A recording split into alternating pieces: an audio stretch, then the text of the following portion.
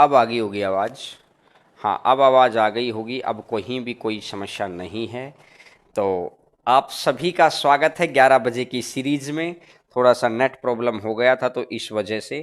तो देखिएगा, अब स्टार्ट करते हैं आज की क्लास को। मेंसुरेशन बहुत इंपॉर्टेंट क्लास है। 1 घंटा बहुत ही साइलेंस ऑफ माइंड के साथ मेरी बात को सुनना। ये कंसेप्ट आपके हर जगह काम आएगा और आने वाले दिनों के अंदर जो मैं आपको करवाऊंगा। क्लियर है? तो देखिएगा, स्टार्ट करते हैं मेंसुरेशन को। देखिएगा, पहली स्क्रीन आपके सामने है। पहली स्क्रीन आपके सामने है। फर्स्ट स्क्रीन आपके सामने। मेंसुरेशन की चीजों को स्टार्ट करना है। मेंसुरेशन को आपको 2 भागों में बांट के पढ़ना है। पहला 2D और 3D। 2D के अंदर आपको क्या क्या पढ़ना है? 2D के अंदर पढ़ना है एरिया और पेरीमीटर। और 3D के अंदर आपको क्या क्या पढ़ना है?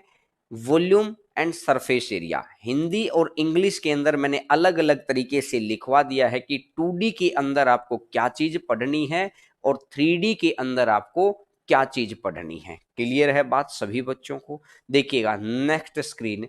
अब अगर अपन बात करते हैं कि सर 2D के अंदर, भाई मेंसुरेशन 2 तरीके से, एक 2D 3D। तो पहला अपन शुरू कर रहे हैं 2D। अब 2D के अंदर अपने को क्या क्या पढ़ना है? अगर 2D के अंदर बात करें तो एक है थ्योरेटिकल पोर्शन और एक है क्वेश्चन वाला पार्ट। एक थ्योरेटिकल पोर्शन होगा, एक क्वेश्चन वाला पार्ट होगा।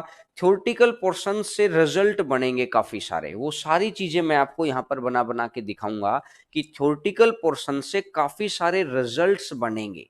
और जो क्वेश्चन वाला पार्ट है उनके अंदर वो रिजल्ट यूज होंगे। क्वेश्चन किसी तरीके से आते हैं। हमें थ्योरी क्यों पढ़नी पड़ती है?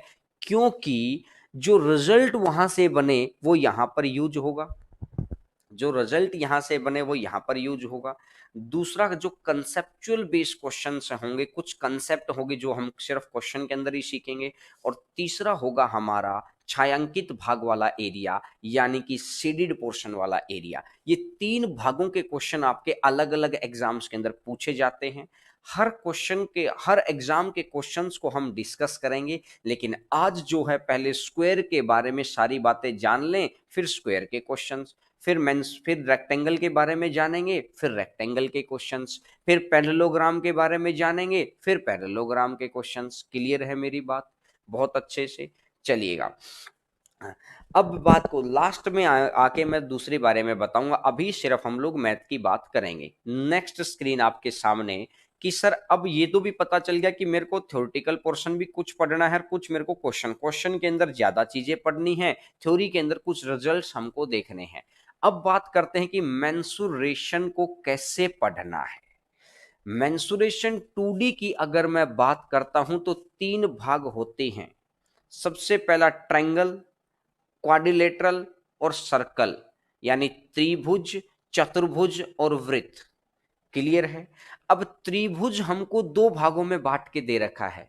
एक एंगल बेस यानी कोण पर आधारित, और एक साइड बेस यानी भुजा पर आधारित। ठीक है? और क्वाड्रिलेटरल में हमको क्या क्या पढ़ना है? स्क्वायर, रेक्टेंगल, पैरेललोग्राम, रोम्बस और ट्रेपीजियम। हर चीज का मैंने हिंदी मीनिंग दे रखा है। क्लास अपनी बाइलैंग्वेज रहेगी। हर बच्चा बहुत आसानी से चीजों को समझ पाएगा कि कौन से रिजल्ट हमको याद करने हैं, क्या क्या चीजें हमको बार बार रिवाइज करनी है। वो सारी चीजें आपको यहाँ पर दिखाई दे जाएंगी। जो बच्चे स्क्रीनशॉट लेना चाहते हैं वो स्क्रीनशॉट भी ले सकते हैं, ताकि आप आराम से चीजों को बाद में रिवाइज भी कर पाए। ठीक है? तो चलिएगा आगे बढ़ते हैं। कुलदीप मेरे दोस्त और हितेश दोनों पहले ठंडा पानी पी के आओ और आराम से। पहले जब मैथ की क्लास लग रही है तो पहले मैथ के बारे में बात करेंगे। कल से आपकी बाकी क्लासेस लग जाएंगी। लेकिन अभी अगर कोई बच्चा एक्स्ट्रा बात कर रहा है तो मेरी आपसे हाथ जोड़कर विनती है कि आप ऑफलाइन चले जाइए, क्योंकि टॉपिक बहुत अच्छा है और मुझे बहुत सारी अच्छी अच्छी बात बतानी है, तो वैसे माइंड के साथ हम नहीं बता पाएंगे। क्लियर है? तो अब सिर्फ मैथ की क्लास के अलावा कोई बच्चा कैसे भी तरीके का कमेंट नहीं, और मैथ की भी कौन सी चीज जो अभी पढ़ा रहा हूं। चलिएगा देखिएगा, आगे बढ़ते हैं नेक्स्ट चीज के ऊपर। आज का पहला टॉपिक है, पहली चीज है स्क्वायर यानी वर्ग। पहले हम लोग वर्ग के बारे में जानेंगे, फिर उसकी कॉमन प्रॉपर्टी के बारे में जानेंगे। पहले हम वर्ग के बारे में जानेंगे, फिर हम लोग उसकी कॉमन प्रॉपर्टी के बारे में जानेंगे कि कौन सी चीजें आपको याद रखनी है। स्क्वायर के अंदर एक एक लाइन को बहुत ध्यान से सुनना है, समझना है, क्योंकि समझ लेंगे यहीं की यहीं तो दोबारा कभी नहीं पढ़ना पड़ेगा, यहीं की यहीं समझना है। ये कह रहा है कि वर्ग चार भुजाओं वाली समतल आकृति है। समतल आकृति का मतलब होता है कि ये दो प्लेन के अंदर है। दो प्लेन मतलब, दो प्लेन का मतलब एक लेंथ है, एक ब्रेड्थ है, और यानी कि जो थर्ड प्लेन है ना, हाइट, हाइट को हम थर्ड प्लेन बोलते हैं। कोई भी समतल आकृति थर्ड प्लेन के अंदर नहीं होती है। एक लेंथ होता है, एक ब्रेड्थ होता है, हाइट नहीं होती, हाइट नहीं होती है। गौर करके सुनना मेरी बात को कि हाइट नहीं होती है, लेंथ, ब्रेड्थ और ये हाइट। ये कह रहा है बहुत ध्यान से, बिल्कुल ये टॉपिक हर एग्जाम के अंदर आएगा, हर एग्जाम के अंदर आएगा। ये कह रहा है कि प्रत्येक कोण 90 डिग्री का होता है। प्रत्येक कोण 90 डिग्री का होता है, यानी कि जो स्क्वायर है, सबसे पहली लाइन उसने क्या बताई कि जो इसके चार साइड के साथ चार कोण बन गए, तो जो ये पहला कोण है ये वाला भी 90 डिग्री का कोण है। अब जो ये वाला है, ये वाला भी 90 डिग्री का कोण है। अब जो ये तीसरा है, थर्ड, ये जो थर्ड है, ये भी 90 डिग्री का कोण है। और अब है लास्ट फोर्थ, तो जो ये चौथा कोण होगा, ये भी 90 डिग्री का कोण होगा। चारों कोण 90-90 डिग्री के होंगे। इस बात को मैंने ब्लैक कलर में इसलिए कर दिया कि आप चीज को बहुत ध्यान से समझ पाए। 1 घंटे क्लास चलेगी, बहुत ध्यान से समझना है। इसने बोला सब एक चीज और यहां पर, कि यहां पर क्या होता है कि वर्ग के अंदर लेंथ और ब्रेड्थ दोनों बराबर होती हैं। लंबाई इक्वल टू चौड़ाई, लंबाई बराबर है चौड़ाई। सबसे पहली चीज तो ये होती है कि लेंथ इक्वल टू ब्रेड्थ, लंबाई इक्वल टू चौड़ाई। तो अब मैं ये कह रहा हूं कि लंबाई चौड़ाई है और चारों कोण 90-90 डिग्री के हैं। बात समझ में आ गई हर तरीके से। तीसरा पॉइंट, विकर्ण बराबर होते हैं। जब ये भी लंबाई बराबर हो गई, ये भी लंबाई बराबर हो गई, तो मैंने एक बात देखा कि जब मैं विकर्ण यहां से डालूंगा, जब मैं यहां से विकर्ण डालूंगा, तो विकर्ण यानी 90 डिग्री वाला त्रिभुज, 90 डिग्री के त्रिभुज में पाइथागोरस थ्योरम लगती है। 90 डिग्री वाले त्रिभुज में पाइथागोरस थ्योरम लगती है, और पाइथागोरस थ्योरम है तो जितनी साइड ये है उतनी ही साइड ये है। ये अगर एक है तो ये भी एक है। जितनी साइड ये है उतनी ही साइड ये है। दोनों साइड बराबर हैं। अगर दोनों साइड बराबर हैं तो ये कितना बनेगा, √2 बन जाएगा। भाई एक एक √2 कुछ भी कह सकते हैं, एक की जगह पर कुछ भी आ सकता है। मैंने तो ये बोला कि जितनी लेंथ ये वाली उतनी ही लेंथ ये वाली। अगर लेंथ बराबर है तो एक एक √2। अब एक बात बताओ, इसके सामने वाली भी एक ही है और इसके सामने वाली भी एक ही है, लंबाई चौड़ाई बराबर है, तो ये भी तो एक एक √2 ही आएगा, तो पाइथागोरस थ्योरम ही तो लगेगी। यानी कि दोनों विकर्ण, इधर से अगर मैं देखता हूं एक और एक, तो इधर से जो ये विकर्ण खींचेगा, जो ये विकर्ण खींचेगा यहां से, जो ये विकर्ण यहां से डलेगा, ये भी कितना होगा, ये भी तो एक एक √2 वाला ही तो गेम हो गया। तो यानी मुझे बात समझ में आ गई है कि दोनों विकर्ण बराबर हैं, और हर तरीके से अगर बराबर होते हैं तो एक दूसरे को 90 डिग्री पर काटते हैं, एक दूसरे को 90 पर। ये चीज भी प्रूफ होती है, ये आगे मैं प्रूफ कराऊंगा कि कैसे क्यों काटते हैं 90 पर। लेकिन अभी आपको ये ध्यान रखना है कि हर चीज 90 पर काटती है। पहली चीज, प्रत्येक वर्ग एक समचतुर्भुज होता है, लेकिन समचतुर्भुज एक वर्ग नहीं होता। इस लाइन को हम लोग बाद में समझेंगे, पहले नेक्स्ट चीज के ऊपर चलते हैं कि वर्ग कैसे समचतुर्भुज होता है और समचतुर्भुज कैसे वर्ग नहीं होता है। वो इसी चीज के ऊपर डिपेंड करता है, ये प्रूफ वाला है कि भाई ये 90 डिग्री क्यों होता है। जब आपको ये बात समझ में आ जाएगी तो आपको अगले वाली बात भी समझ में आ जाएगी। ठीक है, तो आइएगा फोर्थ नंबर पॉइंट के ऊपर आते हैं। हर एग्जाम के अंदर आएगा, ये कहने की जरूरत ही नहीं है किस एग्जाम में आएगा और किस एग्जाम के अंदर नहीं आएगा। तो इसलिए मैं ये कह रहा हूं कि सिर्फ आपको हर चीज को छोड़कर अब सुनते चले जाना है। कोई कमेंट नहीं करेगा कोई बच्चा, सिर्फ ध्यान से सुनते रहना बात को। अब सबसे पहला निकालना होता है क्षेत्रफल। क्षेत्रफल होता है भुजा गुना भुजा, साइड इनटू साइड। तो लेंथ और ब्रेड्थ अगर बराबर हैं, लंबाई और चौड़ाई अगर बराबर हैं, तो मैंने मान लिया ए। लंबाई और चौड़ाई अगर बराबर हैं तो मैंने मान लिया ए, क्योंकि बराबर हैं तो मैं कोई नाम दे देता हूं ना कि लंबाई मेरी इतने यूनिट है, चौड़ाई मेरी इतने यूनिट है। मैंने अगर नाम दे दिया लंबाई और चौड़ाई, तो लंबाई गुना चौड़ाई, तो मतलब ये होगा भुजा गुना भुजा, तो जो मेरा एरिया बनेगा वो तो बन गया है ए स्क्वायर। अच्छा मुझे एक बात बताओ यार, मैं अगर यहां से आपको एक बात देखूं, मैं इसको हटा देता हूं और एक बारी के लिए मैं इसको भी हटा देता हूं, एक बारी के लिए मैं इसको भी हटा देता हूं। मेरी इस बात को बहुत ध्यान से बताना कि अगर मैंने ये ए माना और ये मैंने ए माना, तो मुझे पता है कि पाइथागोरस थ्योरम लगेगी, क्योंकि ये 90 डिग्री है। अगर ये 90 डिग्री है और पाइथागोरस थ्योरम लगेगी तो ए, तो इस हिसाब से ये कितना बनेगा, इस हिसाब से बनेगा ये √2a, इस हिसाब से बनेगा ये √2a। अगर ये √2a है और मैंने अभी एरिया बताया था ए स्क्वायर, अगर √2a है तो मैंने देखा कि ये डायगोनल है। मैं √2a के अंदर क्या करता हूं, डायगोनल की मैं 2 बार गुणा कर लेता हूं, √2a इंटू में √2a।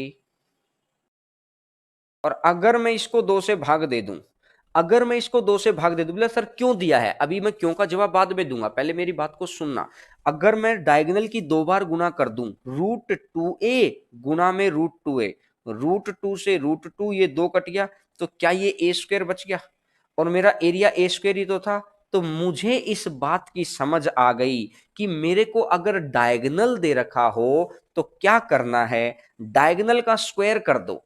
डायगोनल का स्क्वायर कर दो तो √2 का स्क्वायर कितना हो जाएगा 2, और ए का स्क्वायर कितना हो जाएगा 2a स्क्वायर, और इसका आधा कर दो, और इसका अगर आधा कर देंगे तो क्या ये यही तो नहीं बन जाएगा। तो कई बारी हमसे क्या पूछेगा, साइड देकर एरिया, साइड अगर ए दे रखी है तो ए स्क्वायर, और कई बारी हमको डायगोनल दे देगा, तो आपको क्या करना है, डायगोनल का भी स्क्वायर, साइड का भी तो स्क्वायर करते हैं, साइड का भी तो स्क्वायर करते हैं, तो डायगोनल का भी स्क्वायर करना है, बस उसका हाफ कर देना है, तो वो भी एरिया में कन्वर्ट हो जाएगा। मैं उम्मीद करता हूं आपको बात अच्छे से समझ में आ गई होगी। ठीक है, अब बात को नेक्स्ट बात को आगे बढ़ाते हैं। पेरीमीटर, परिमाप, परिमाप क्या होता है, चारों तरफ से मापना, कि एक जगह से शुरू करो, यहां से शुरू करिए, यहां से शुरू करेंगे। एक बार यहां किसी दूसरे कलर का मार्कर होगा उस ड्रॉवर में, उधर आपके लेफ्ट ड्रॉवर में, एक बार उधर देखिएगा, यहां से मापना शुरू करना है। हाँ मुझे दे दीजिए, इतने थोड़ी चाहिए। मैंने देखा अगर यहां से मापना शुरू करना है, इसको मापना शुरू किया, इसको, क्या ये दिखाई दे रहा है, मुझे लगता है ये दिखाई नहीं दे रहा है, तो फिर मैंने इसको मापना शुरू किया, इसको इधर से मापते रहे, इधर भी माप के आए हैं, इधर भी माप के आए हैं, और इधर भी, चारों तरफ से मापना। और अगर चारों तरफ से मापना है, अगर चारों तरफ से मापना है तो ऑब्वियस सी बात है कि क्या होगा, अगर चारों तरफ से मापना है तो इसको बोलते हैं परिमाप, पेरीमीटर। ठीक है, अब मैं आगे बात को बढ़ाता हूं कि डायगोनल मैंने आपको बता ही दिया है, पेरीमीटर आपको बता दिया। अब इसने लास्ट जो पॉइंट लिखा है, अधिकतम क्षेत्रफल वाला अंतःवृत्त, अधिकतम क्षेत्रफल वाला अंतःवृत्त, अगर इन सर्कल की बात करेगा, मेरे को एक बात पता है कि सर्कल की बात जब भी करेगा तो सर्कल के लिए एक रेडियस होता है, क्योंकि एक ऐसा बिंदु होता है जिससे सभी पॉइंट बराबर दूरी पर होते हैं। ये एक ऐसा बिंदु होता है जिससे सभी पॉइंट बराबर दूरी पर होते हैं। ये एक ऐसा बिंदु होता है जिससे सभी पॉइंट बराबर दूरी पर होते हैं। तो अगर इसने बोला कि इन सर्कल, यानी कि लेंथ और ब्रेड्थ तो बराबर होनी है, लेंथ और ब्रेड्थ तो बराबर होनी है। अगर मैं लेंथ और ब्रेड्थ को बराबर कर दूं, अब मुझे ये बात समझ आई कि मेरे को सर्कल बनाना है। मैंने क्या किया, इसके अंदर एक सर्कल बना लिया, मैंने इसके अंदर एक सर्कल बना लिया, इन सर्कल। अब एक बात सोचो, अगर ये इन सर्कल हो गया तो मेरे को कोई एक ऐसा पॉइंट चाहिए, इसकी रेडियस चाहिए है, इसकी रेडियस चाहिए है। तो इसकी रेडियस जब मैंने निकाली, इसकी रेडियस जब मैंने निकाली, तो ये जितनी साइड है ये उतनी साइड रहेगी। तो ये साइड का आधा हो गया कि नहीं हो गया। तो स्क्वायर के अंदर जब भी आपको रेडियस निकालना है, क्या करना है, जब भी आपको रेडियस निकालना है तो साइड का आधा कर दो। किस केस में? इन सर्कल के अंदर, क्योंकि चारों भार वाली भुजा बराबर हैं, तो इन सर्कल इन चारों को टच करेगा, इन सर्कल इन चारों को टच करेगा। तो इस साइड का आधा अगर कर देंगे तो रेडियस, ये हर चीज आपके क्वेश्चन में काम आएगी, हर चीज आपके क्वेश्चन में काम आएगी। अभी कुछ देर के लिए लगेगा कि सर क्या पढ़ा रहे हैं, लेकिन जैसे ही हम क्वेश्चन करना शुरू करेंगे आपको लगेगा कि हाँ यार ये बात तो इसलिए बताई थी। मैंने बोला कि अच्छी चीजें थोड़ा सा देरी से समझ में आने लगती हैं, अभी बस इसको दवाई मानकर आपको पढ़ना है। कोई कमेंट नहीं पढ़ते वक्त, आने वाले आधे घंटे अभी कोई कमेंट नहीं, ठीक है। अब मैं अगर बात को आगे बढ़ाता हूं, अगली बात देखिएगा सर, नेक्स्ट स्क्रीन लगाइएगा एक बार। हमने देख लिया इन सर्कल, आपके माइंड में विजुलाइज होना चाहिए। इन सर्कल है तो अंदर वाला वृत्त, अंदर वृत्त है तो साइड पूरा डायमीटर हो गया, तो a/2 हो गया। अब अगर मैं बात करता हूं बाह्य सर्कल, एक बार खुद सोचो, ये जो चारों साइड इसने बराबर दे रखी है, ये जो चारों साइड इसने बराबर दे रखी है। अब मेरे को बाहर का सर्कल, मेरे को ये वाला सर्कल निकालना है, ये वाला, मेरे को बाहर का सर्कल, ये वाला सर्कल आपको निकालना है। क्लियर है? अगर ये सर्कल निकालना है तो कोई तो पॉइंट चाहिए मुझे बराबर दूरी पर हो। तो अब एक बात बताओ, सर बोला कि ये पॉइंट इससे बराबर दूरी पर है, फिर हम फाइंड आउट कैसे करेंगे? हमको रिप्रेजेंट भी इस वे में करना है कि हमारे को फाइंड आउट करने में परेशानी ना हो। तो हमने देखा कि अगर मैं इसको हटा दूं, इसको नहीं, फिर मैं ऐसा करता हूं, यहां से स्टार्ट करके मैं इसको यहां तक लेके जाता हूं, यहां से स्टार्ट करके मैं इसको यहां तक लेके जाता हूं। क्लियर है बात? अगर मैं इसको यहां तक लेके गया तो ये कंप्लीट तो डायगोनल है, ये कंप्लीट तो डायगोनल है। मैं इसको डार्क कर देता हूं, ये पूरा डायगोनल है। अगर मैं डायगोनल का आधा कर दूं, अगर मैं डायगोनल का आधा कर दूं तो क्या होगा? डायगोनल का आधा क्या होगा? रेडियस हो जाएगा। तो रेडियस इज इक्वल टू कितना बन जाएगा? डायगोनल का half. Radius is equal to कितना बन जाएगा? डायगोनल का हाफ। यहां पर मैंने फिगर में भी लिखवा रखी है कि डायामीटर यानी कि व्यास किसके बराबर होगा? विकर्ण के बराबर होगा। ड्रा करने को तो आपने ये भी कर लिया था, लेकिन इस लेंथ को कैसे निकालते अभी के लिए तो इतनी समझ नहीं है हमारे अंदर, इसलिए हमने इधर ना ड्रॉ करके हमने इसको कोने पर ही ड्रॉ किया। अभी आपको जो चीज पता है ना, जो रिसोर्सिज हमारे पास हैं, उनको यूज करके आगे बढ़ना है। ठीक है, अब आगे बढ़ते हैं। वृत्त, अब एक बात सोचना, छोटी सी बात को सोचना, मैं क्या कहना चाह रहा हूं, मैं आपको एक एग्जांपल देता हूं, साथ साथ आपको एग्जांपल देता हूं। जो अंदर वाला वृत्त था, अंदर वाला वृत्त का जो रेडियस था, अंदर वाले वृत्त का रेडियस, ये उस भुजा का आधा है, उस साइड का आधा है, मानते हैं आप? तो मैंने देखा कि अगर बाहर वाली भुजा 10 थी, अगर बाहर वाली भुजा 10 थी तो अंदर वाला रेडियस हो गया 5। यहां तक बात को क्लियर है? बहुत गौर करके सुनना, अगर बाहर वाली भुजा 10 थी तो अंदर वाला रेडियस हो गया 5। अगर बाहर की भुजा 10 है तो डायगोनल कितना होगा? अगर भुजा अगर 10 है तो डायगोनल कितना होगा? 10√2। डायगोनल कितना होगा? 10√2। और अगर डायगोनल 10√2 है, अगर डायगोनल 10√2 है तो इसका आधा, 10√2 का आधा, 10√2 का आधा, तो ये कितना बनेगा? इसको 2 से भाग कर दो और इसको अगर 2 से भाग कर दिया तो ये कितना बन जाएगा? 5 √2, 5√2, ये आधा, तो कितना बन जाएगा 5√2। यहां तक बात क्लियर है। और मैंने अगर देखा कि अंदर वाले वृत्त का रेडियस तो है 5, अंदर वाले वृत्त का रेडियस तो है 5, और बाहर वाले वृत्त का रेडियस कितना है 5√2, बाहर वाले वृत्त का रेडियस कितना है 5√2। तो मैं अगर दोनों को चेक करता हूं तो रेडियस का रेशियो कितना आ गया है 1/√2, 1/√2। बात समझ में आ गई, 1/√2। अगर रेडियस का रेशियो 1/√2 आ गया तो मेरे को एरिया का रेशियो चाहिए है। तो सर्कल का एरिया होता है πr²। तो अभी क्योंकि रेडियस सिंगल डायमेंशन है, पावर 1 है और इसके अंदर पावर 2 है, बस इस बात का भी ध्यान रखना है। अगर मुझे एरिया पर जाना है, एरिया होता है डबल डायमेंशन, लेंथ होती है सिंगल डायमेंशन, लेंथ होती है सिंगल डायमेंशन, एरिया होता है डबल डायमेंशन। तो अगर 1 का स्क्वायर मैं करता हूं तो ये 1 बनेगा, और √2 का स्क्वायर मैंने किया तो ये 2 बनेगा। ये क्वेश्चन सीधा सीधा पूछा जाता है। जब हम क्वेश्चन को कर रहे होंगे तब आपको पता चलेगा कि क्यों मैं ऐसा बता रहा था। अभी तो सिर्फ क्या है कि सुनने में लगता है कि अच्छा ये तो ऐसी बात है, इसलिए मैं कहता हूं हर चीज को बहुत ध्यान से सुनो, ये सोचो ही मत कहां काम आएगा। मैं आपके सामने वही बात बताऊंगा जो आपके बहुत अच्छे से काम आएगी, बहुत अच्छे से।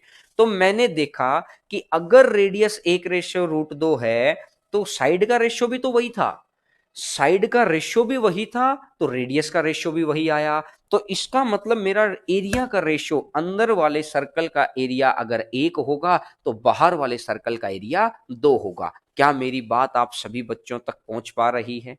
बिल्कुल। अब बात को आगे बढ़ाते हैं, क्वेश्चन नंबर 10, मतलब पॉइंट नंबर 10 पर आते हैं। 10th नंबर पॉइंट आपकी स्क्रीन के ऊपर। अभी सर ये डायरेक्ट लिखवा दिया है, मैं इसको समझाता हूं। वर्ग के अंदर बने रास्ते का क्षेत्रफल किस तरीके से अंदर बना है। मैंने अगर ये बोला कि भाई ये एक स्क्वायर है, ये एक स्क्वायर है, क्लियर है। अब इसने मैंने क्या बोला कि अंदर की तरफ एक रास्ता बना लिया, अंदर की तरफ इसके ये एक प्लॉट लगा लो, प्लॉट या पार्क लगा लो, पार्क के चारों तरफ हमने क्या किया है, घूमने के लिए एक इसको पक्का कर दिया, घूमने के लिए दीवार के सहारे सहारे, ताकि हम इसके चारों तरफ घूम पाए। इस वाले को, जो ये वाला है ना, ये वाला जो दीवार के साथ साथ, जैसे ये वाला समझ पाए ना मेरी बात को, दीवार के साथ साथ, दीवार के साथ साथ अगर ये वाला है, बात समझ पा रहे होंगे, अगर ये वाला है तो आप बहुत आसानी से चीजों को कर देंगे, बहुत आसानी से। अब मेरी बात को सुनना, मैंने ये बोला कि अगर मैं बाहर वाले की लेंथ मान लेता हूं ए, बाहर वाले की लेंथ मान ली ए, और मैंने रास्ते की चौड़ाई, मैं इधर से एक बार इसको हटा देता हूं, रास्ते की जो चौड़ाई है, रास्ते की चौड़ाई क्या मानता हूं, रास्ते की चौड़ाई को मानता हूं एक्स। रास्ता अगर इधर भी x मीटर है और वही रास्ता, अगर वही रास्ता इधर भी x मीटर है, रास्ता उधर भी x मीटर है और वही रास्ता इधर भी x मीटर है, बात समझ में आ गई।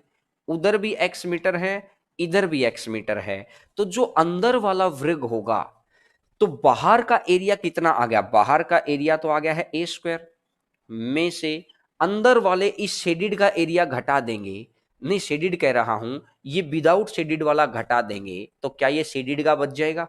तो मैंने देखा कि दूसरे केस में क्या आ गया है, a-2x, ए में से x इधर से गया, x इधर से, मेरी बात को समझ पा रहे होंगे बहुत अच्छे से। तो आपने बोला कि इधर से x घटा दो और इधर से x घटा दो तो 2x, तो अंदर वाले का आ गया a-। तो अब मैंने देखा कि a², इधर से देखो ये माइनस का a² बनेगा, ये माइनस का 4x² बनेगा, 4x², और माइनस ये प्लस हो जाएगा, प्लस का 4xa, 4xa, तो ये तो कट ही गया। अगर ये कट गया है तो तो अब मैं ये कह सकता हूं 4x मैं कॉमन निकाल दूं यहां से। अगर मैंने 4x कॉमन निकाल दिया तो ये बन जाएगा x, या 4x मैंने अगर कॉमन निकाल दिया तो ये तो बन जाएगा a और ये बन जाएगा -x। यानी अंदर बने रास्ते का क्षेत्रफल, अंदर बने रास्ते का, यहां पर मैंने x और d मानकर दे रखा है। एक बार ये स्क्रीन हटा दीजिए, यहां मैंने x और d मानकर दे रखा है, और x अगर d मानकर दे रखा है तो आपको क्या करना है, मैंने यहां पर साइड को a मान लिया और इसको x मान लिया, इस साइड को a मान लिया और इसको मैंने x मान लिया। तो आप इस तरीके से काम को कर सकते हैं। क्लियर है? क्या आप सभी बच्चों को बात समझ में आ गई?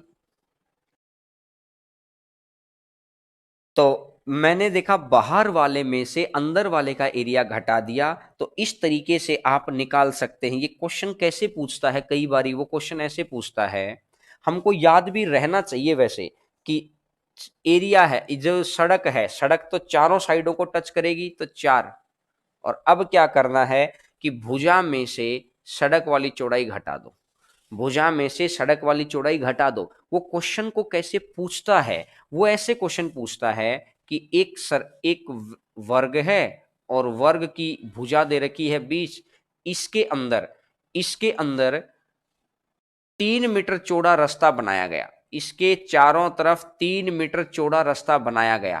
तो वो रास्ता इधर भी 3 मीटर है, ये रास्ता इधर भी 3 मीटर है, ये रास्ता इधर भी 3 मीटर है, ये रास्ता इधर भी 3 मीटर है। अगर 3 मीटर चौड़ा रास्ता बनाया गया है तो मैंने देखा, या तो मैं इसको ऐसा कर दूं 20 का स्क्वायर 400, माइनस में 3 इधर से गया और 3 उधर से, तो 6 हट गए, और 6 हट गए तो 14 का स्क्वायर कितना बन जाएगा 196। तो मतलब रास्ते का क्षेत्रफल कितना हो गया है 204। एक तरीका तो ये है, जब अपने पास संख्याएं आसान होती हैं तो ऐसा कर सकते हैं, लेकिन जरूरी थोड़ी है कि संख्याएं आसान मिले हमेशा। मैं ये कह रहा हूं कि संख्या, आजकल का पेपर देख के अगर हम लोग एग्जामिनर होते तो मैं क्या बोलता कि रास्ते की चौड़ाई है 1.75 मीटर, और और वर्ग की भुजा है 20.5 मीटर। ये लो जी, अब निकालो। अब ना तो 200, अब हम लोग क्या सोचेंगे कि 20.5 का स्क्वायर माइनस में 1.75 घटा दो तो 19.5, ये आ गया, तो ये 18.75, ये 18.75 आ गया है, 18.75 आ गया।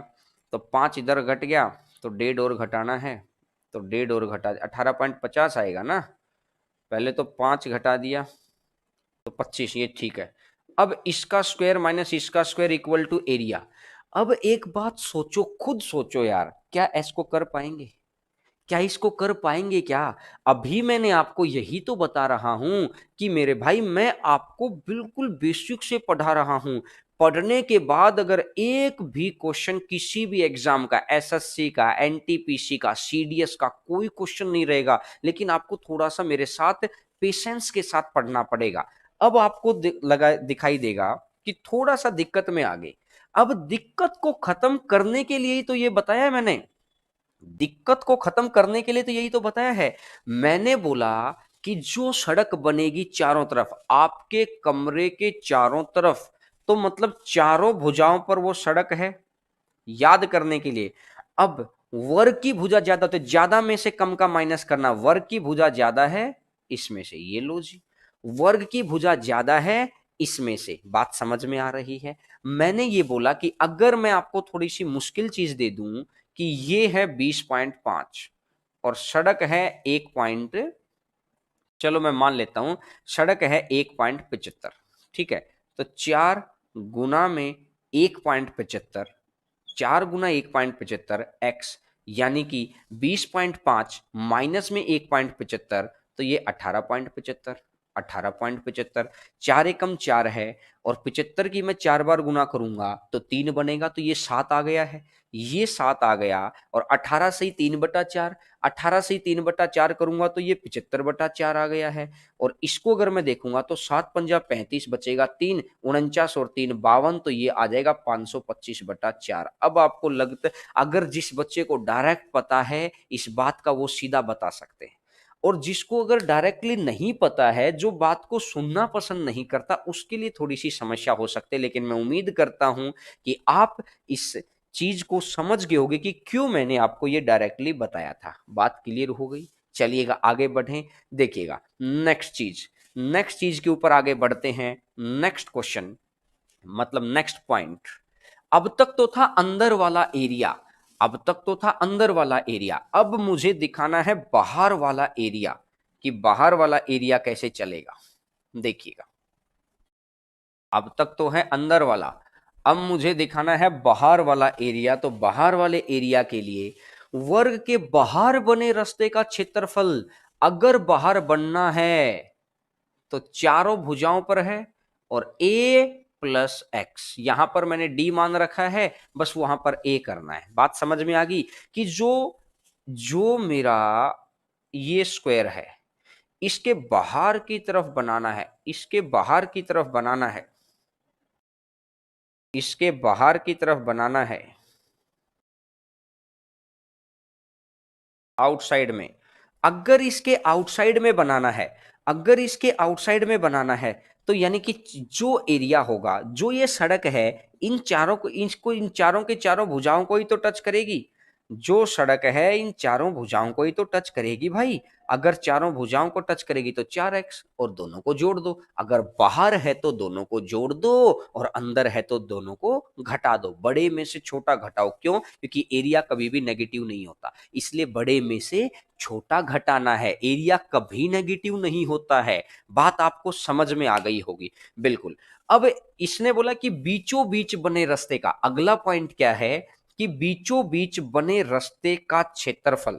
तीसरा क्वेश्चन कैसे पूछता है, मैंने क्वेश्चन पहले मैंने क्या किया, एक जगह क्वेश्चन निकाले हमारी कंटेंट टीम ने। मैंने बोला सीडीएस के अंदर जितने आए हैं, एसएससी के अंदर जितने आए हैं, बैंक के अंदर जितने आए हैं, अदर स्टेट एग्जाम के अंदर जैसे पटवारी में, रीट में, सारे एग्जाम्स में जितने क्वेश्चन आए हैं ना, मैंने सारी शीट बनवाई। अब शीट में से हमने फिर उनको टाइप वाइज बांटा। अब टाइप वाइज बांटने के बाद क्वेश्चन से हमने पॉइंट निकाले कि कौन से पॉइंट हमको आने चाहिए, तो ये सारे क्वेश्चन हो जाएंगे। तो अब मैं आपके सामने कैसे लेके आऊंगा, पहले पॉइंट, फिर आपको क्वेश्चन की शीट दे देंगे, प्रैक्टिस कर लेना, फिर पॉइंट, फिर क्वेश्चन की शीट दे देंगे। इस तरीके से हमारा काम चल रहा है, और इसलिए मैं कह रहा हूं कि एक भी बच्चा पढ़ने के बाद किसी को किसी भी तरीके की कोई परेशानी नहीं होगी। अब अगर मैं बात को आगे बढ़ाता हूं, मैं अगर बात को आगे बढ़ाता हूं, इसने बोला बीचों बीच, यानी एक ये स्क्वायर है, बीचों बीच अगर ये स्क्वायर है, तो स्क्वायर के अंदर यहां से लेके यहां तक का, और यहां से लेके यहां तक। तो आप एक बात समझ सकते हैं कि अगर मैं बाहर की भुजा को x मान लूं, a मान लूं, और रास्ते की चौड़ाई मैं मान लेता हूं x, रास्ते की चौड़ाई मैं मान लेता हूं x, और ये है a, तो इस रास्ते का हो गया ax। क्या इस रास्ते का होगा? भुजा गुना भुजा, x इंटू a, x, ये x है और ये a है। आपको समझ आ गई? अगर मैं दूसरी तरफ भी करता हूं, दूसरी तरफ भी करता हूं, तो ये रह गया, और मैं दूसरी तरफ भी करता हूं तो ये रह गया। उसी रास्ते की चौड़ाई फिर मैंने x मान ली, रास्ते की चौड़ाई मैंने फिर x मानी, तो मतलब x, और ये a है ही, तो ये भी ax, भुजा गुना भुजा ax। अब मुझे एक बात समझ में आ गई, बस जो मैं थोड़ा सा शेडेड दिखाऊं इस पोर्शन को देखना, सिर्फ जो मैं शेडेड दिखाऊं इस पोर्शन को। कंसंट्रेशन जितनी अच्छी रखेंगे क्वेश्चन करने में उतना आनंद आएगा। मैं फिर कह रहा हूं, चुटकियों के अंदर अगर क्वेश्चन करने हैं तो आपको ये चीज समझनी पड़ेगी, कंसंट्रेशन जितनी अच्छी। अब मैंने देखा कि ये अगर x है और ये भी x है, ये x है और ये भी x है, x और x तो मतलब x स्क्वायर हो गया। तो इसमें से मैंने क्या किया, एक्स स्क्वायर घटा दिया, तो 2ax, मैंने यहां से देखा 2ax माइनस में एक्स स्क्वायर, तो मैंने x को कॉमन निकाल लिया। x अगर कॉमन मैंने निकाल लिया तो 2a माइनस में x, 2a माइनस में x। अब अगर आपको ये चीज डायरेक्टली याद हो जाती है तो बहुत अच्छी बात है, और अगर हमको डायरेक्टली याद नहीं भी होती है तो कोई घबराने वाली बात नहीं है। किसी भी तरीके में घबराना नहीं है। आप डायरेक्टली आप देखिएगा वहां पर, अभी मैं तीनों पॉइंटों को याद करके बताऊंगा आपको। मैंने क्या बोला है कि एक जो रास्ता है, ये रास्ता एक्स एक्स चौड़ाई है इसकी, ठीक है। ये चारों भुजाओं को तो टच नहीं करता ना, इसको करता है, इसको करता है, इन दोनों को तो नहीं करता, तो इसलिए मैंने बाहर नहीं लिखा। दो बार ए, क्योंकि एक रास्ता दो बार को करता है और इसमें से माइनस कर देना है। याद रह जाए तो अच्छी बात है, नहीं तो भी कोई खास बात नहीं। एक बारी मैं 10वां 11वां और 12वें पॉइंट को दोबारा बताता हूं ताकि आप सभी बच्चों को रिवाइज हो जाए। 10वां पॉइंट, 11वां पॉइंट और 12वां पॉइंट। 10वां पॉइंट क्या था कि इसके अंदर, 10वां पॉइंट था कि सर इसके अंदर अगर है, अंदर अगर है तो मैंने क्या बोला था, मैंने ये बोला था कि 4x बड़े में से छोटे को घटा दो, a माइनस एक्स। 11वें पॉइंट में मैंने आपको बोला कि अगर इसके बाहर की तरफ है, अगर इसके बाहर की तरफ है ये वाला, अगर इसके बाहर की तरफ है, अगर बाहर की तरफ है तो क्या होगा 4x, क्योंकि चारों को तो टच करेगा, दोनों को जोड़ दो। और तीसरा पॉइंट है कि अगर 12 नंबर पॉइंट आपको दिखाई दे रहा है कि अगर इसके बीचों बीच है, अगर इसके बीचों बीच है तो ये x कर दो, ये ट्वाइस ऑफ a माइनस में x, क्योंकि एक दो दो जगह पे जा रहा है। अगर ये चीज याद हो जाती है तो अच्छी बात है, नहीं इन दोनों को तो बहुत आसान तरीके से आप याद रख सकते हैं कि बाहर का एरिया ज्यादा होता है। और कभी सर बोला हम गलती से घटा देंगे तो अरे एरिया नेगेटिव आ जाएगा, एरिया कभी नेगेटिव थोड़ी होता है। तो ठीक है, रेक्टेंगल की चीजों को आगे देखेंगे, पहले आज स्क्वायर के ऊपर, आगे किसी बात के ऊपर अभी हम डिस्कस ही नहीं कर रहे। एक एक बात को बहुत अच्छे से कंप्लीट करवाऊंगा मैं, बहुत अच्छे से। मैंने क्या बोला था कि ऑफलाइन वाले बच्चों को हम जिस तरीके से पढ़ाते हैं, उनके लिए जैसे किताबें अब मैंने रेडी कर रखी हैं, उस किताब का ही एक झलक आपको दिखा रहा हूं कि लॉकडाउन के अंदर हमने क्या काम किया। हमने अपने दिमाग का लॉकडाउन नहीं होने दिया, इससे आपको बेनिफिट मिलेगा। जो बच्चे हमारे पास ऑफलाइन में आ रहे हैं या आगे आएंगे, उनको दिखाई देगा कि हम किस तरीके से, मैं तो ये दिखा रहा हूं कि हम किस तरीके से अब पढ़ाने वाले हैं, आपको यहां पता चल जाता है। ठीक है, तो चलिएगा अब 13 नंबर पॉइंट वो मेरे से क्या पूछता है, क्वेश्चन नंबर 13 वो मेरे से पूछता है 13 नंबर पॉइंट को, पॉइंट नंबर 13 वो आपसे उसने पूछा, क्या पूछा कि एक स्मॉल स्क्वायर अगर इसमें से मैं कट कर दूं तो जैसे, अब वो स्क्वायर की पोजीशन पे डिपेंड करेगा कहां से कट कर रहा है। मैंने फिगर में दिखा रखा है कि कहां से कट करना है, मैंने फिगर में दिखा रखा है कहां से कट करना है। ये एक सॉलिड है, ये एक सॉलिड लकड़ी का, लकड़ी का है, सॉलिड लकड़ी का।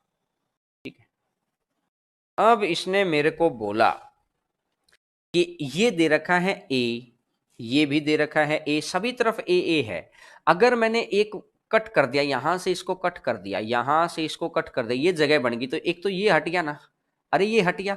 अब अगर मैं मापना शुरू करता हूं, मैंने मापना शुरू किया, तो मापना शुरू करूंगा तो ये ए आएगा, फिर ये ए आएगा 2a, फिर ये ए आएगा 3a, फिर ये आ गया, अरे ये तो अब मुझे नीचे जाना पड़ेगा, x नीचे गया, x आगे गया, x नीचे गया, तो यहां से ये x, ये x, ये x, और फिर ये कुछ बचा हुआ पोर्शन फिर है। तो मेरे को ये बात समझ में आ गई कि अगर मैं इस तरीके से कट करता हूं तो खुद सोचना एक बार, जो ये वाला x है, जो ये वाला x है, इसको तो मैं यहां पर भी तो लिख सकता हूं, तो ये पूरा a नहीं हो जाता। अगर मैंने नीचे वाली चीज को ऊपर कर दिया, एक बारी मानने के लिए, एक बारी मानने के लिए, तो मैंने क्या बोला कि अगर मैं इसको ऊपर ले जाऊं, अगर मैं इसको ले जाऊं तो 4a तो हो गया, 4a और प्लस में ये भी x था और ये भी x था, तो मतलब ये 2x भी है। तो मुझे यहां से क्वेश्चन उसने क्या पूछा था, पिछली बार के रेलवे में भी पूछा है और 2018 CHSL में भी उसने पूछा है, CGL में भी पूछा है कि अगर किसी वर्ग के बीच में से एक छोटा वर्ग काटा जाए तो परिमाप पर क्या प्रभाव पड़ेगा। तो हमेशा परिमाप इंक्रीज होगा। पहले पेरीमीटर कितना था, पहले पेरीमीटर था 4a और कट करने के बाद पेरीमीटर कितना हो गया 4a प्लस 2x, या आप यहां पर 2 भी लिख सकते हैं। तो अगर बीच में से अपन उसको कट करते हैं तो पेरीमीटर हमेशा बढ़ेगा। बात समझ आ रही है क्या सभी बच्चों को? कि अभी कोई किसी भी तरीके का कमेंट ना करिए, मैं बार बार कह रहा हूं मेरे भाई ध्यान से पढ़ो। मैं चाहता हूं कि आपको पहले क्लासरूम की फीलिंग आए। हम आखिरी के 5 मिनट आराम से सारी चीजों पर बातचीत कर लेंगे, बातचीत करेंगे, लेकिन आज पहले पढ़ना जरूरी है। काफी दिन हो गए थे तो इसलिए मुझे लगा कि अब मेंसुरेशन को शुरू करके बहुत सॉलिड तरीके से आपको ये टॉपिक का डर खत्म किया जाए। तो जैसे ही अगर बीच में से कट करूंगा तो परिमाप बढ़ेगा। पहले 4 था तो आज कितना होगा 4a प्लस 2x। क्लियर है? चलिएगा आगे बढ़ते हैं नेक्स्ट नंबर क्वेश्चन के ऊपर। अगर कटिंग, नेक्स्ट स्लाइड दिखाइएगा, नेक्स्ट स्लाइड। अगर कटिंग कॉर्नर से हो जाए, एक तो बीच में से होगी और कहां से हो सकती है, 2 डायमेंशन ही तो है, हाइट तो कुछ है नहीं, हाइट होगी तो कुछ अलग आएगा। अगर कटिंग कॉर्नर से हो जाए, मैंने लिखवा रखा है पैरामीटर विल इंक्रीज, ये पिछले का पॉइंट आ गया इस स्लाइड के ऊपर, गलती से ये उस स्लाइड में आना चाहिए था, कोई बात नहीं। तो यहां पर अब मैंने 14 पॉइंट को देखा कि अगर मैं कोने से कट करता हूं, मेरी एक बात को सोचना छोटी सी, अगर मैंने ये एक वर्ग बनाया, ये एक वर्ग बनाया, यहां से भी मैंने कट कर लिया, यहां से भी मैंने कट कर लिया, तो ये भी x हो गया और ये भी x हो गया, ये भी x हो गया है और ये भी x हो गया, दोनों जगह x और x है। अब मैंने इसको अगर कट कर लिया, मैंने अगर इसको कट कर लिया, तो आप मेरी बात को बहुत अच्छे से सुन सकते हैं, समझ सकते हैं कि ये भी a आएगा, ये भी a आएगा, और ये अगर इस वाले को, अगर इस वाले को मैं देखो, ये वाली चीज तो यहां आ गई और यहां वाली चीज यहां आ गई, तो कोई प्रभाव ही नहीं पड़ रहा है, कोई किसी भी तरीके का प्रभाव ही नहीं पड़ा। नीचे वाली चीज ऊपर चली गई, इधर वाली चीज इधर आ गई, इधर वाली चीज ऊपर चली गई, इधर वाली चीज इधर आ गई, किसी भी तरीके का कोई प्रभाव नहीं पड़ा, कोई भी प्रभाव नहीं पड़ा है। तो मैं ये कह सकता हूं कि अगर कॉर्नर से कट होगा तो पेरीमीटर के ऊपर कोई प्रभाव नहीं पड़ेगा। ये दो तरीके से क्वेश्चन बनता है। मैं आपको क्वेश्चन दूंगा कि मैंने जानबूझ के क्वेश्चन मैं इस तरीके से बना के दूंगा, जिस बच्चे को थ्योरेटिकल पॉइंट का नहीं पता होगा वो फंसेगा ही फंसेगा। वो क्या करेगा, वो मुझे इस अभी बात समझ में आ रही है कि भाई बड़े वर्ग की भुजा ए दे रखी है 25 सेंटीमीटर, ए दे रखी है 25 सेंटीमीटर, इसके कॉर्नर से, इसके कॉर्नर से एक 5 सेंटीमीटर भुजा वाला छोटा वर्ग काटा गया। कहां से काटा गया है? कॉर्नर से। कहां से काटा गया है? कॉर्नर से। तो अब मुझे बताइए नया परिमाप क्या होगा, न्यू पेरीमीटर। जिस बच्चे को ये बात वहां ध्यान आ गई कि भाई कॉर्नर से कट करना है, कॉर्नर से तो पेरीमीटर बढ़ेगा ही नहीं, तो 25 चौका 100, 1 सेकंड के अंदर आंसर देगा, आगे बढ़ जाएगा। कॉर्नर से कट करना है तो 25 चौका 100, तो 1 सेकंड के अंदर आंसर देगा और आगे बढ़ जाएगा। और अगर एक बच्चा कैसे फंसेगा, अब वो अगर वो ये बोल देगा कि अगर वो मिडल में से इसको कट कर दे, अगर वो इसको मिडल में से कट करता है, तो आप बताइए नया पेरीमीटर कितना होगा? भाई साहब कितना होगा?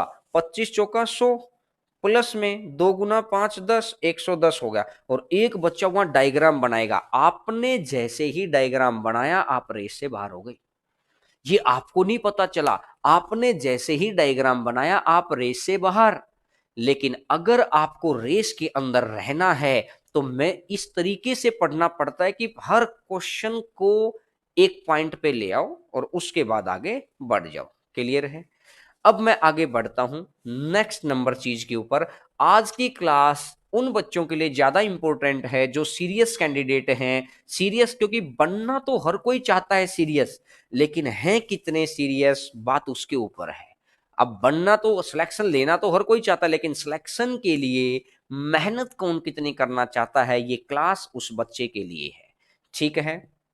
अब देखते हैं यहां से कि कुछ महत्वपूर्ण परिणाम, इसके अलावा भी कुछ बातें आपको स्क्वायर की याद रखनी है, उसके बाद ही आप सारे ही क्वेश्चंस को कर सकेंगे। मैंने कल क्या बोला था कि आपको मैथ इस तरीके से पढ़ना है कि जैसे मुगलों के इतिहास में शेरशाह सूरी घुसा था। ये बात बोली थी कि नहीं बोली थी? आपको इस तरीके से पढ़ने के लिए सही वक्त पर सही डिसीजन लेना आना चाहिए और सही कंटेंट पढ़ना पता होना चाहिए कि एक्चुअल कंटेंट क्या है। मैं आपको यहाँ पर कोशिश कर रहा हूँ कि सब कुछ एक्चुअल कंटेंट पढ़ाऊं, जैसे हम लोग ऑफलाइन के अंदर पढ़ाते हैं या आगे पढ़ाने वाले हैं। समझ रहे हैं? चलिएगा आगे बढ़ते हैं। अब मैं बात को आगे बढ़ाता हूं। वर्ग में विकर्ण के क्षेत्रफल, इस बात को हमेशा ध्यान रखिए कि एक जो स्क्वायर है, स्क्वायर के अंदर हमेशा इस बात का ध्यान रखिए, जो स्क्वायर है, जो स्क्वायर है डायगोनल हमेशा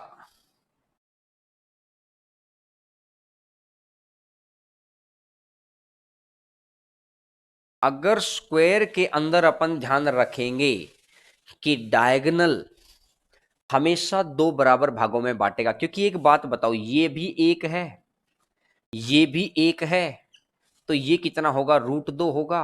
और अगर ये स्क्वायर है तो ये भी एक है और ये भी एक है, और अगर ये स्क्वायर है तो ये 90 डिग्री है, और 90 डिग्री लगते ही ये राइट एंगल ट्रायंगल बन गया।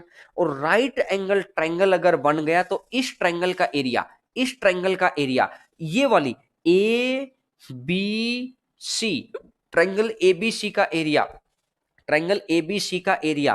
तो एरिया कैसे निकलता है? अभी के लिए हमें आगे की चीजों का भी नहीं पता है, लेकिन छोटी छोटी बातें हो सकता है आपको पता भी हो।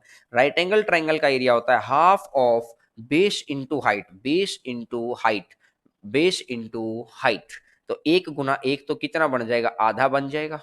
ये आधा बन जाएगा। अगर ये आधा बन गया तो ये भी आधा बन जाएगा। भाई ट्रायंगल ए बी सी है, अगली बारी ए सी डी का एरिया वो भी आधा बन जाएगा।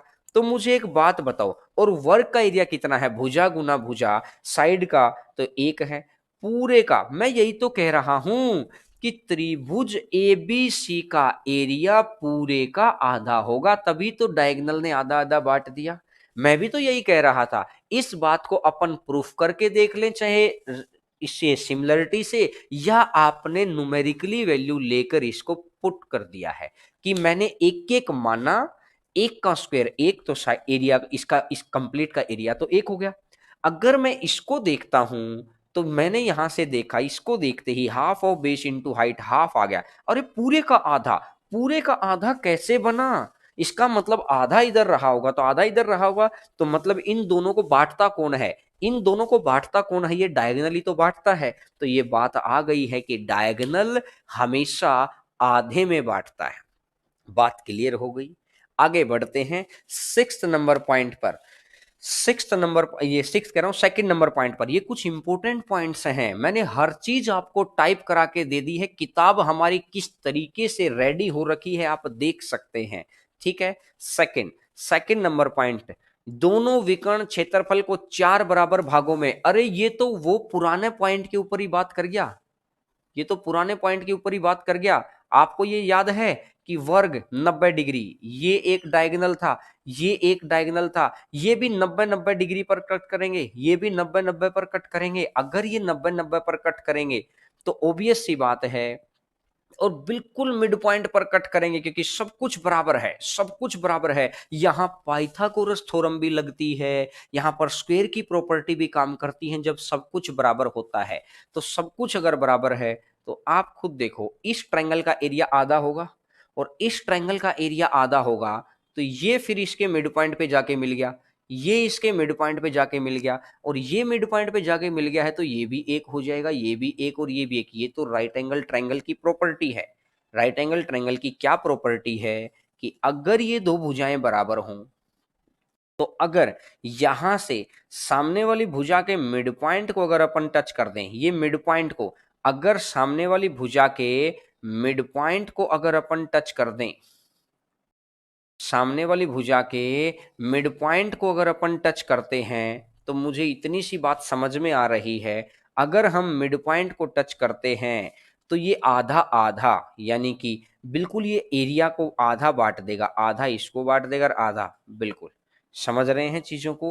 क्योंकि अगर ये दोनों बराबर हैं तो समद्विबाहु त्रिभुज की प्रॉपर्टी होती है, समद्विबाहु त्रिभुज में कि अगर दोनों बराबर है तो सामने वाला मिड पॉइंट पर होगा तो 90 डिग्री बनेगा, 90 डिग्री बनेगा तो ऑटोमेटिकली हाइट बन गई, और हाइट बन गई तो यानी कि ये भी एक राइट एंगल, ये भी एक राइट एंगल, और बिल्कुल ये भुजा इसके बराबर, ये कॉमन भुजा हो ही गई है, और मिड पॉइंट हो गया तो ये ए है तो ये भी ए, तो वो सारी प्रॉपर्टी बाय सिमिलरिटी भी प्रूफ हो जाती हैं। लेकिन अभी मैं आपको ये नहीं कहूंगा कि सिमिलरिटी के थ्रू सोचो, मैं सिर्फ आपको ये कह रहा हूं कि अगर ये डायगोनल के से क्या है, दोनों ट्रायंगल आधे आधे, अगर चार भाग बांट दिए तो चारों बराबर बराबर, अगर डायगोनल हमको दो ट्रायंगल बना के देता है, अगर डायगोनल हमको दो ट्रायंगल बनाकर देता है तो दोनों बराबर, अगर डायगोनल के थ्रू हमने चार ट्रायंगल बना लिए तो चारों बराबर, इतनी सी बात है बस। अगर दो ट्रायंगल है तो दोनों का एरिया बराबर, चार ट्रायंगल है तो चारों का एरिया बराबर। क्लियर है? चलिएगा आगे बढ़ते हैं नेक्स्ट नंबर क्वेश्चन पर। क्वेश्चन नंबर नेक्स्ट, आगे बढ़ते हैं नेक्स्ट नंबर क्वेश्चन पर। क्वेश्चन नंबर नेक्स्ट मतलब point number next, point next point के ऊपर, थर्ड नंबर पॉइंट के ऊपर आ रहे हैं। वर्ग के दोनों विकर्ण की लंबाई बराबर होती है, 90 डिग्री पर काटते हैं। ये बात तो मैं आपको बता चुका हूं, ये बात तो मैं आपको बता चुका हूं। और क्यों ऐसा होता है आप इसको प्रूफ भी कर सकते हैं, क्योंकि ये सिर्फ वर्ग के अंदर ही क्यों होता है, अगर हम बिना सिमिलरिटी के इसको प्रूफ करना चाहें। क्योंकि कई बारी क्या होता है, जिस बच्चे ने ज्योमेट्री नहीं पढ़ी उसको पता नहीं रहता कि सर कैसे मैं सिमिलरिटी को लगाऊं, तो आपको कैसे करना है, इससे ये कट कर दिया, ये है।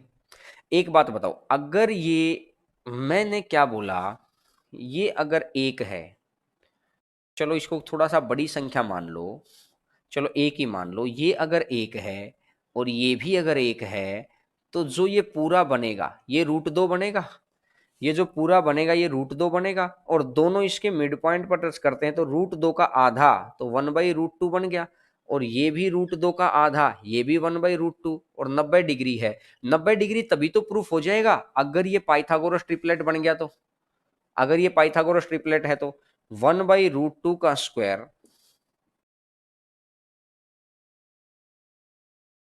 प्लस में 1/√2 का स्क्वायर इसका ये बन जाएगा 1/2, और ये भी बन जाएगा 1/2, और 1/2 और 1/2 कितना बन जाएगा 1, और 1 का रूट कितना बन जाएगा 1 आ जाएगा। तो क्या ये पाइथागोरस थ्योरम को, और जो अगर इधर ये पाइथागोरस अप्लाई हो रही है तो ये तो इधर वाले केस में भी पाइथागोरस अप्लाई होगी, ये तो ऊपर वाले केस में भी पाइथागोरस अप्लाई होगी, ये तो इससे अगले केस में भी पाइथागोरस, हर केस के अंदर पाइथागोरस अप्लाई होगी।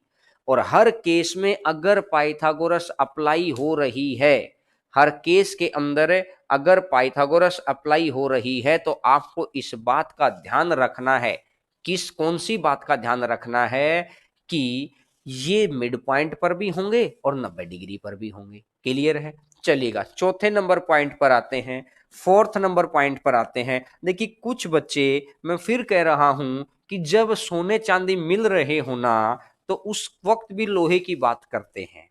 क्यों?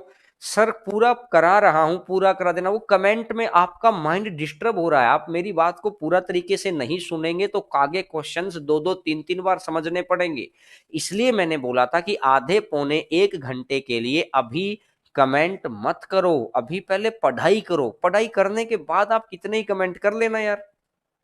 ठीक है सर, 1 और 1 √2 का कैसे हुआ, समझा दो एक बार। 1 और 1 √2 का कैसे हुआ? देखिए दोनों विकर्ण एक दूसरे को समद्विभाजित करते हैं, डायगोनल बाइसेक्ट इक्वली, अभी मैंने आपको बताया था न्यूमेरिकली वैल्यू मानकर, ये चीज का हमने प्रूफ भी दे रखा है। अगली स्क्रीन लगा दो एक बार, अगली स्क्रीन लगा दीजिए, अगली स्क्रीन, इससे नेक्स्ट पांचवें नंबर की स्क्रीन पर लगाइएगा, पांचवें नंबर की स्क्रीन को, ताकि आपको ये चीज समझ आए कि इसका हम लोगों ने प्रूफ दे दिया है। मैं प्रूफ लिखवाऊंगा, वो 7वीं 8वीं क्लास की चीजें हैं यार। ठीक है, अब वर्ग में विकर्ण कौन समद्वि भाजक होते हैं, कौन समद्वि भाजक हैं, कि जो ये वर्ग है, वर्ग के अंदर 90 डिग्री, 90 डिग्री, और इसको इसको मिलाएंगे तो ये 45 डिग्री, ये कितना डिग्री होगा 45 डिग्री, ये कितना डिग्री होगा 45 डिग्री, 45 डिग्री होंगे 45 डिग्री 45 डिग्री। तो यहां तक मैं ये कह सकता हूं कि नीचे वाला भी 45 और ऊपर वाला भी 45। सर ऐसा क्यों होता है? रीजन तो यही आया कि सर ऐसा क्यों होता है। नेक्स्ट स्क्रीन लगाइएगा, इसका रीजन मैंने उसके ऊपर दे रखा है कि सर ऐसा होता क्यों है, कि किस रीजन के तहत हम लोग इसको बोलते हैं कि समद्विभाजक होते हैं। ये भी एस की प्रॉपर्टी के थ्रू हो जाता है।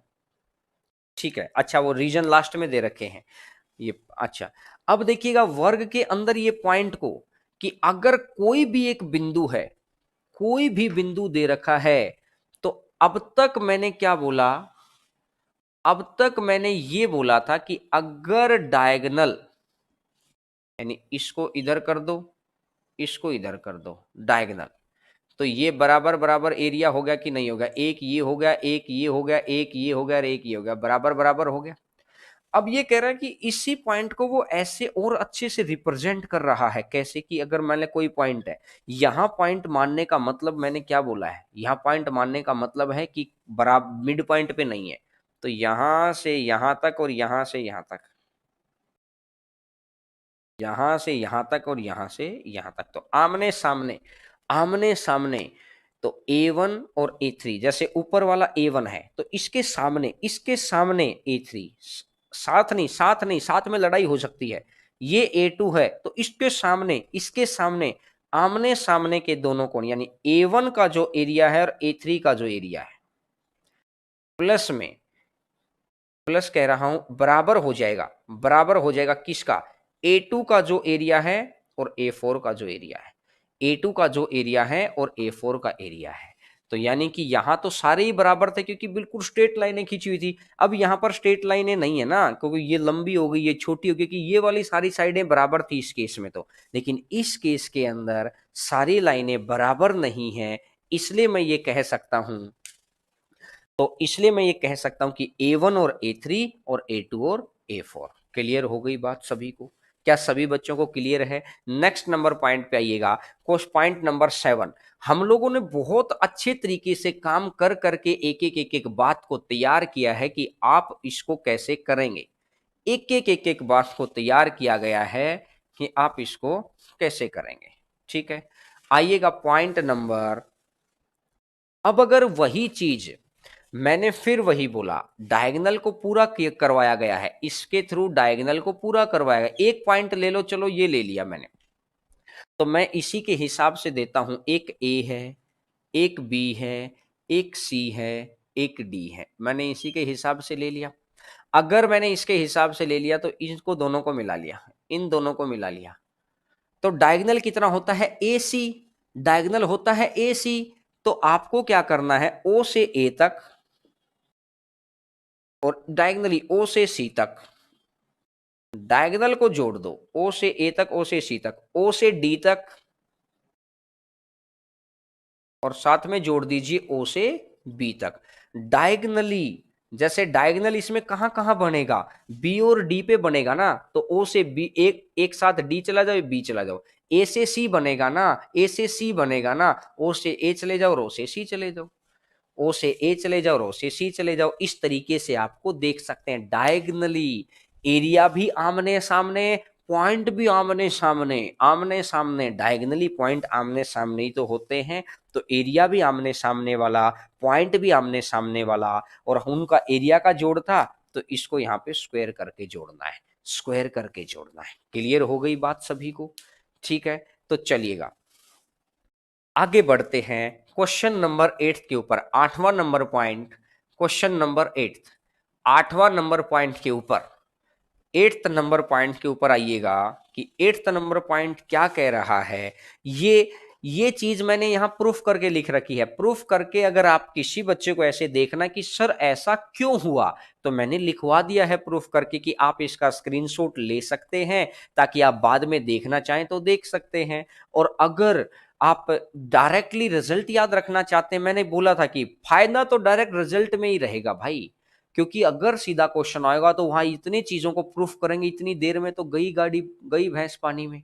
क्योंकि अगर जीतना है तो आपको इस तरीके से ना करके आपको पुराने वाले तरीके से करना पड़ेगा। क्लियर है? तो ये मैंने यहाँ पे लिख दिया है, एक एक बात आप समझ लेंगे। जिस बच्चे को ज्योमेट्री की समझ, ज्योमेट्री क्या, इसमें तो पाइथागोरस थ्योरम लगाई है, सिंपल पाइथागोरस थ्योरम को यूज करके आगे बढ़ाया है। चलिएगा नेक्स्ट नंबर पॉइंट पर आगे बढ़ते हैं, नेक्स्ट नंबर पॉइंट पर आगे बढ़ते हैं, आगे आगे बढ़ते हैं नेक्स्ट नंबर पॉइंट पर। देखिएगा आपके सामने एक एक छोटी छोटी बातों को मैं लेके आ रहा हूं। नेक्स्ट नंबर पॉइंट है कि अगर एक पॉइंट P डीसी का मध्य बिंदु नहीं है, मैंने बोला वर्ग है, वर्ग की, अब इधर से देखना सर, ये पॉइंट हटा दो, एक बारी के लिए हटा दो, एक बारी के लिए हटा दो इस पॉइंट को, ताकि बच्चों का ध्यान सिर्फ मेरी तरफ रहेगा। अगर मैंने इधर भी अगर दिखाई देता रहेगा तो आपको इधर ध्यान नहीं जाएगा फिर आपका। ये कोई भी एक वर्ग है, वर्ग की तो सारी भुजाएं बराबर होती हैं, वर्ग की तो सारी भुजाएं बराबर होती हैं। ये भी ए है, ये भी ए है, ए और ए है। और मैं अगर इधर भी एक और वर्ग बना लूं, मैं इधर एक और वर्ग बना लूं इस तरीके से, मैं इधर एक और वर्ग बना लूं इस तरीके से, ठीक है। मैंने बोला कि एक पॉइंट ले लो, आप इधर ले लो चाहिए। अब मैंने इधर जानबूझ के लिया है, क्यों भाई? आप क्या कह सकते हैं सर मिड पॉइंट, अगर अभी भी ये कहेंगे ना सर ये मिड पॉइंट है, तो फिर हो सकता है आपको चश्मे की जरूरत हो। क्योंकि देखो इतने सारे का मिड पॉइंट तो नहीं हो सकता ना, ये और ये दोनों बराबर थोड़ी है, मिड पॉइंट तभी तो होगा ये और ये बराबर हों। और ये कह सकता हूं कि ऊपर ले लो चाहे इधर ले लो, मैं अगर ये बोल दूं कि P ये है, मैंने ये बोला P ये है, तो ये और ये कोई मिड पॉइंट नहीं है, ये पॉइंट मिड पॉइंट है ही नहीं। आप भी देख सकते हैं कि ये लाइन मैंने डायरेक्टली सीधी सीधी खिंचवा दी, ये लाइन मैंने डायरेक्टली खिंचवा दी। तो अब जो ये ट्रायंगल बन रहा है ना, क्योंकि जो ये ट्रायंगल बन रहा है, ये ट्रायंगल का एरिया इस पूरे वर्ग के एरिया का आधा है। इस ट्रायंगल का एरिया इस पूरे वर्ग के एरिया का आधा है। बात समझ में आ गई क्या? क्या बात समझ में आ गई कि भाई इसी एक पॉइंट के ऊपर मैंने ये भी बता, अब मैंने जानबूझकर ऐसा ऐसा बनाया है ताकि एक बात आपके मन में बिल्कुल क्लियर हो जाए कि ये P मिड पॉइंट नहीं है। ये बात आपके मन में क्लियर हो जाए कि P मिड पॉइंट नहीं है। अब एक बात देखो, बोला सर ऐसे कैसे? अरे यार एक बात बताओ, इस पूरी साइड को यूज कर किया था डायगनली, डायगनली भी तो एरिया आधा ही तो होता था, इस ट्रायंगल का एरिया इस पूरे का आधा ही तो था, इस ट्रायंगल का एरिया पूरे का आधा ही तो था। तो मैंने ये बात सोची कि जब किसी पूरी साइड को बनाकर, जब किसी पूरी साइड को बनाकर इसकी हाइट के बराबर ही लेकर हाइट एक ट्रायंगल बनाई जाती है। ये बात आप पढ़ेंगे कि दो पैरेलल लाइन के बीच में अगर सेम हाइट में कितने ट्रायंगल बना लो, इनका एरिया इनके आधार पर डिपेंड करता है। तो आधार तो मैं खुद ही बराबर कह रहा हूं ए तो मैं खुद ही बराबर कह रहा हूं ए। इसकी हाइट क्या होगी? जो 90 डिग्री है, हाइट तो बाहर भी तो हो सकती है। तो जो ये हाइट है, जो ये हाइट है, ये हाइट ही तो इसके बराबर ही तो है, हाइट इसके बराबर ही तो है। तो मैंने बोला half of base into height, तो ये क्या बना? ये बना ए स्क्वायर बाई टू, ये बना ए स्क्वायर बाई टू। क्या ये ए स्क्वायर बाई टू बना? तो यही तो मैं कहना चाह रहा हूं कि पूरे का एरिया अगर ए स्क्वायर है, क्योंकि इस ट्रायंगल में भी तो क्या होगा, इस ट्रायंगल की हाइट ये हो जाएगी, इस ट्रायंगल की हाइट ये वाली हो गई। तो ये वाला हाफ ऑफ ये वाला कितना होगा? ट्रायंगल का area half of base, base कितना है ए, और हाइट कितनी है ए, तो ये भी तो ए स्क्वायर बाई टू होगा। आप इस एक एक बात को आपको समझना है, क्योंकि यही क्वेश्चन, यही पॉइंट क्वेश्चन के रूप में सामने आएंगे। और जब क्वेश्चन के रूप में आएंगे तो तब दोबारा हम वीडियो को देखेंगे, ये वीडियो आपके पास रहेगा, कितनी बार इसको आराम से देख सकते हैं। दो बार देखेंगे तो तीसरी बार देखने की जरूरत ही नहीं पड़ेगी, रिवीजन भी करना पड़ेगा। तो एक बारी अब सीखते वक्त और एक बारी बाद में देख लेना। देखिएगा, अब अगर मैं आगे बढ़ाता हूं सर, ये 8वां नंबर पॉइंट एक बार स्क्रीन पे दोबारा लगा दो, ताकि अब बच्चों को ये समझ आ जाए दोबारा, क्योंकि अब बच्चों ने बहुत आराम से चीजों को समझ लिया है। और आप लोगों के लिए ही मैं इतनी मेहनत करके एक एक चीज को, कि एक बच्चे को आसान तरीके से कैसे समझाया जाता है, इससे अगला, इससे अगला, हाँ ये वाला। तो अब ये कह रहा हूं कि मैंने सिर्फ एक बात बोली कि मैं जीरो से उठा हुआ हूं यार। मैं पहली बार एग्जाम दिया तो मैं कोई रैंक नहीं आई थी, पास भी नहीं हुआ, फेल हुआ। मैं बिना कैमरे के सामने फ्रैंकली बोलता हूं इस बात को। लेकिन वहां के वहां के फेलियर से हम सीखते चले गए, आगे बढ़ते चले गए। लास्ट में 247.5 नंबर 2014 एसएससी मेंस के अंदर, मतलब एसएससी पूरे एग्जाम में अगर मेरे आए हैं, तो 4 बार मैंने सिलेक्शन लिया, तो मुझे ये पता लग गया है कि जीरो लेवल से लेकर लास्ट लेवल तक कैसे जाना है। उस रास्ते का पता चल गया, तो वो रास्ते को मैं आपको समझाने का प्रयास कर रहा हूं कि एक स्टूडेंट को क्या क्या चाहिए। समझ रहे हैं ना? तो चलिएगा आगे बढ़ते हैं, आगे बढ़ते हैं 9वें नंबर पॉइंट के ऊपर, 9th नंबर पॉइंट के ऊपर आगे बढ़ते हैं। जो बच्चे को हो सकता है, कुछ बच्चों को पहली बारी में समझने में समस्या हो, आपको दूसरी बारी इस वीडियो को देखना पड़ेगा। ठीक है, 9वें नंबर पॉइंट पर मुझे लगता है कि अब ये आ जाएंगे, शेडेड पोर्शन आपका स्टार्ट हो जाएगा। तो मुझे लगता है आज आपको यहीं तक रखते हैं, और ताकि शेडेड वाले पोर्शन को बाद में कर लेंगे। एक बार जो बच्चे स्क्रीनशॉट लेना चाहें, 9वां नंबर पॉइंट है, मैं आपके सामने एक बार स्क्रीनशॉट के लिए रख देता हूं, बाद में कभी करवा देंगे। जैसे सर 10वां भी दिखा दो एक बार, इसके आगे गए एक एक 10-10 15-15 सेकंड रहेंगे ये, और उसके बाद दिखाते रहेंगे। देखिएगा, इससे नेक्स्ट, एरिया ऑफ लीफ क्यों हुआ, कैसे हुआ, ये मैंने प्रूफ डाल रखा है। ये मैंने प्रूफ डाल रखा है क्यों हुआ है, आप इसको देख सकते हैं। अगली स्क्रीन दिखा दीजिएगा, अगली स्क्रीन दिखा दीजिएगा। ये स्क्रीन अभी बाद में पढ़ाएंगे, ये रेक्टेंगल के अंदर अगर ये दे रखा है, तो आप इनके बाद में स्क्रीनशॉट ले लेना। वीडियो बाद में जब स्टॉप हो जाएगी, अगली दिखा दो, रोक रोक के बाद में स्क्रीनशॉट आप ले सकते हैं। और इसकी पीडीएफ टेलीग्राम चैनल पर मैं भिजवा दूंगा, ताकि आप आराम से चीज़ों को वहां पर भी देख पाएं। इससे अगला, लेकिन जो बच्चे टेलीग्राम चैनल पर नहीं है, वो टेलीग्राम चैनल पर जरूर ज्वाइन कर लो। ये अगली स्क्रीन दिखा दो, बस 5-5 सेकंड दिखाइए, ताकि बाद में बच्चे स्क्रीनशॉट लेने अगर लेने हो किसी बच्चे को, तो कोई परेशानी ना हो। इस तरीके का एरिया पूछता है। अभी स्क्वायर के अंदर क्या क्या चीजें पूछता है वो बची हुई हैं। अगली चीज को आगे बढ़िएगा। और जैसे इस तरह का क्वेश्चन पूछता है, इस तरह के क्वेश्चन के अंदर एक और होगा, ये लास्ट है, इसका सोल्यूशन नहीं है। हाँ आ गया है, बस ठीक है। हाँ ये देखिएगा, इस तरीके से क्वेश्चन को पूछता है। तो ये वाले मैंने सारे क्वेश्चन आपको डलवा दिए हैं, ये क्वेश्चन शेडेड पोर्शन के अंदर आपको उठा लेंगे। तो अब हटा दीजिएगा, अब हटा दीजिएगा। एक तो मैं सभी बच्चों को ये कह रहा हूं कि सभी बच्चे टेलीग्राम चैनल पर जरूर ज्वाइन करो। टेलीग्राम चैनल का नाम है हरेंद्रा मैथ्स। हटा दिया ना? हटा दिया है। टेलीग्राम चैनल का नाम है हरेंद्रा मैथ्स। ठीक है, और हरेंद्रा मैथ्स को अगर आपने टेलीग्राम को ज्वाइन कर लेंगे, तो आपको वहां पर सारी पीडीएफ वगैरह मिल जाएंगी। आज शाम को, अभी मैं टेलीग्राम पे लिंक भी डाल देंगे, आज शाम को 7 बजे हम लोग एक अनाउंसमेंट करेंगे। सभी टीचर, साइंस वाले टीचर को भी मैं लेके आ रहा हूं आपके सामने, और रीजनिंग वाले सर को भी लेके आ रहा हूं। हम लोग एनटीपीसी को टारगेट में लेकर एक अलग से यूट्यूब के ऊपर 10 दिन क्लास चलेगी, और 10 दिन के बाद हम ऐप के ऊपर पढ़ाएंगे। हम चाहते हैं कि वहां चाहे 500 बच्चे पढ़ें, चाहे 600 बच्चे पढ़ें, लेकिन वो 500-600 का सिलेक्शन करवा के छोड़ेंगे। प्री और मेंस को लेके हम लोग बैच शुरू कर रहे हैं हमारी ऐप के ऊपर। 10 दिन के अंदर आ जाएगा।